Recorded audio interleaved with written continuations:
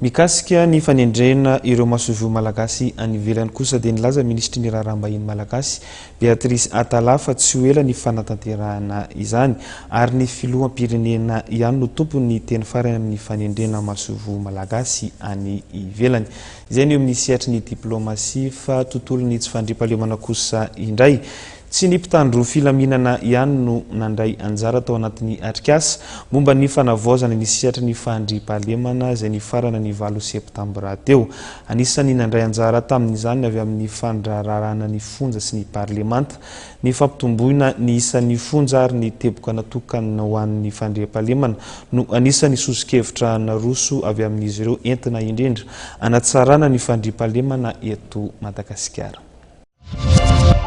Kitro ifaran'ny fandriam-pahalemana amin'ny firindran'ny fitantanana ny fonja hoy ny lehiben'ny fonjana Tanimora izay anisany nandray anjara tao anatin'ny atrikasa mikasika amin'ny fanavaozana ny sehatry ny fandriam-pahalemana nitotosaina ny 5 hatramin'ny 9 septambra lasa teo.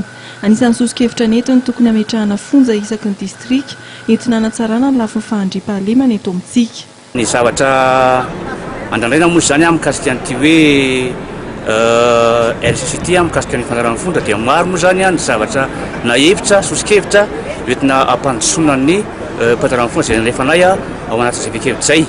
Voalohany amin'izany ny fanarahana fonja vaovao izany hoe construction de nouvel établissement pénitentiaire au niveau des districts.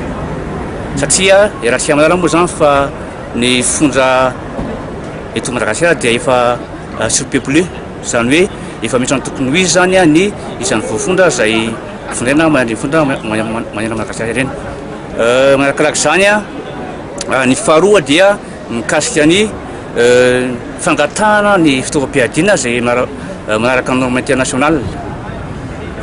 Ny fahatelo dia isan'ny hevitra antonay koa zany dia ny redynamisation de camp pénal mba azahoana le fahaleovan-tena ara-tsakafo ho an'ny voafondra.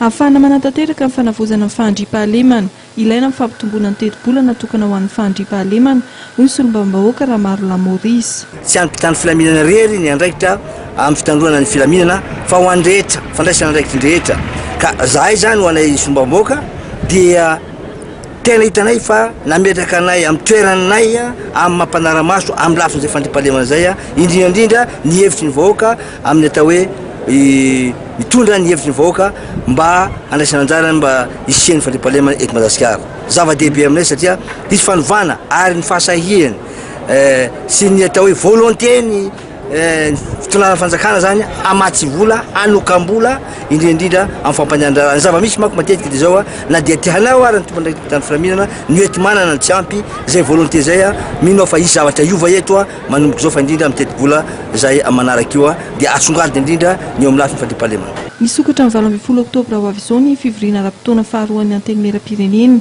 andiniana ny teti-bola-panjakana 7 ambin'ny 10 sy 2 arivo.